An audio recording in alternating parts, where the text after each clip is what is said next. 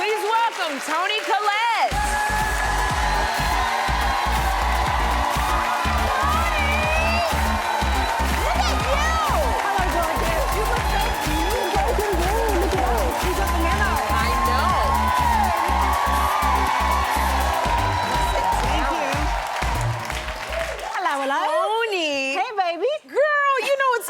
Hey, baby. I just heard something that completely shocked me. What is this? You just got a TV like you never had? No, I mean, I grew up with a TV. You grew up with a TV? But I lived away from Australia for several years, and then when we moved home, I just did not really get one. And then my son just had foot surgery, and I was like, this poor kid's going to be laid up for several weeks, and he loves watching stuff, so I did get a very large TV. So you got a TV.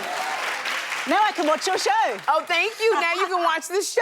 I'm so glad. You're missing so many things, Toni. Clearly. Now, before you walked out, I had mentioned the sixth sense. And I remember that part when he said, I think I see dead people. Like, when you booked that role, how excited were you to get it?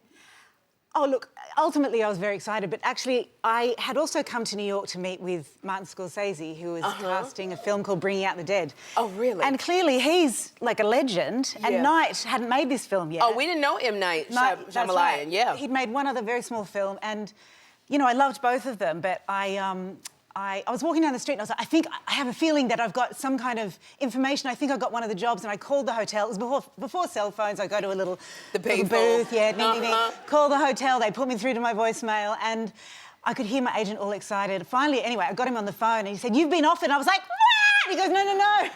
You've been offered the Sixth Sense." And I was like, what happened to Scorsese? You wanted Scorsese, but you had Who doesn't want Scorsese? But this was obviously life-changing and a classic film. Oh, my gosh. I would have still called Martin Scorsese and been like, could you even change it a little bit? But you starred in a few scary movies, Toni. You were in Hereditary. You were in Krampus. So to name a few. And some people, they labeled you as like a scream queen. So did you like that title, a scream queen? Oh, I mean, I've been called worse things. I'm pretty good at screaming. Yeah. It's a weird thing to know. You know, because I like horror movies. I can't watch them. I love the horror movie. But I've always wanted to be in one. I've never gotten to be in a horror movie, so I've always been practicing. Oh, wow. So, like, do you do screams? Do them? Okay, so if I count to 3, do your best scream. I'm gonna do my best scream. You do your best scream. Now, without even warming up? Okay, do you gotta warm up? This is an unfair advantage. She probably would. Girl, when they go to kill you, you ain't gotta warm up. Let's do it. So 1, 2, 3. But then, aren't you supposed to be like,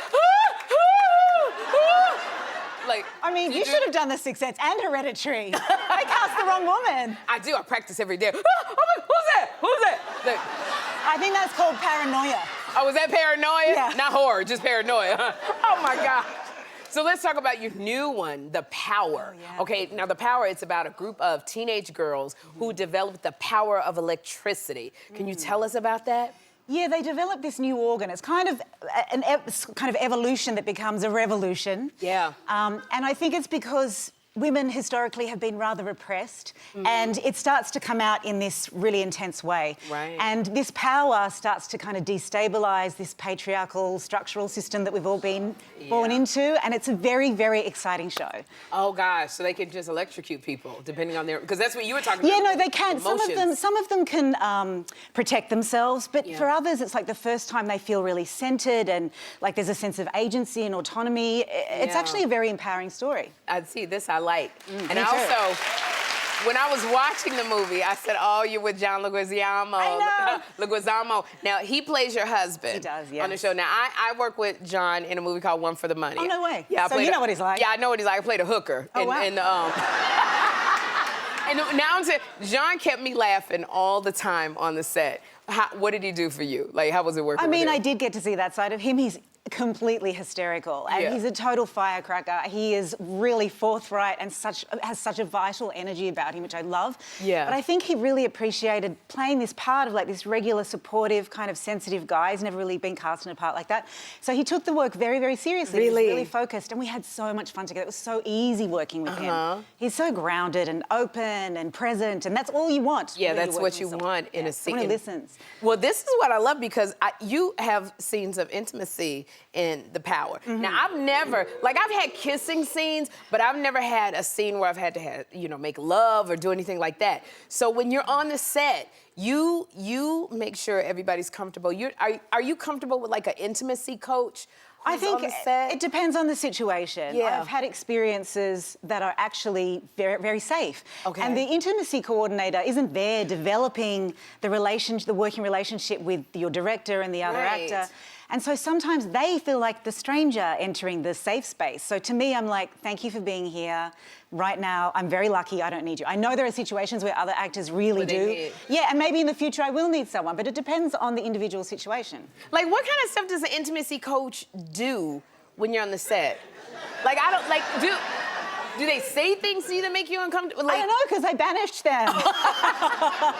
I don't know if They just make sure everyone feels comfortable and you're not too vulnerable, and everyone's aware of exactly where things are being touched or placed or. But you're good. You're a really great actress, so Thank you can do it and you can be vulnerable and show all of that. I've also been really lucky. I've worked with very talented, inspirational, decent men. Okay. Yeah. All right. Well, when I get on the set, I want an intimacy coach. I want an orgasm coach. I want everything.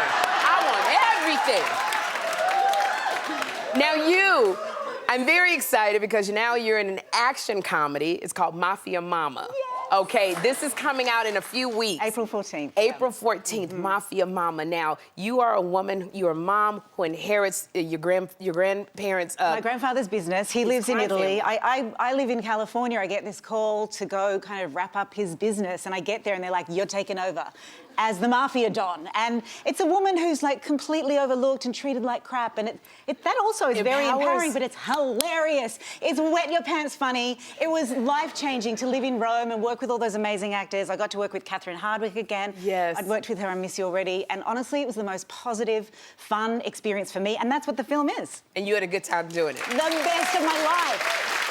This is a hard thing when you work so much and now your kids are older. So you got 2 kids. You got Sage, who's 14. 15 now. 15 now. January, yep. And you got Arlo, 11. Yeah, about to turn 12 in a couple of weeks. Okay, so now when you have your kids, is there anything that you've done that you go, oh, I don't want them to see? A load of things. Oh, really?